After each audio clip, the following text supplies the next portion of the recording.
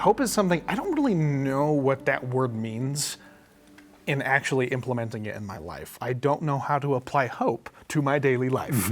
But it's interesting because I realized that faith preceding hope makes a little bit more sense to me. And I think in my life, hope is something that I've had to fight for. It's not my intention is not to make myself a martyr with that, but struggling with pretty severe clinical depression for as long as I have, there have been times where I will say that the Spirit has been absent from my life.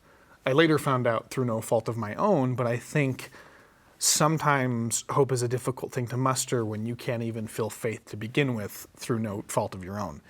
If anyone here or anyone at home watching has struggled with depression, you know that, as Elder Holland mentions in his book, that it acts as a sort of radio static between you and the Spirit. So you can be doing everything 100% right. You can be being the best person you can be, and for years, chunks, the vast majority of my life, a lot of the time, I struggle to feel, I guess for lack of a better word, the fruits of that labor. I struggle to feel the hope when I'm trying to implement faith on a daily basis. And I think that hope for me is not only action, but it's an attitude. It's kind of how you have to choose to have faith. You don't wake up and go, oh, you know what? I have a testimony of Jesus Christ and I know I'm going to be saved by him and yada, yada, yada.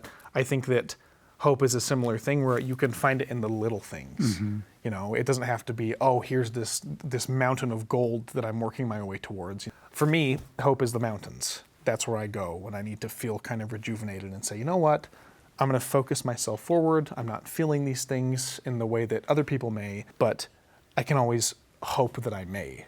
And in that way, the kind of urge to achieve that thing becomes the thing itself.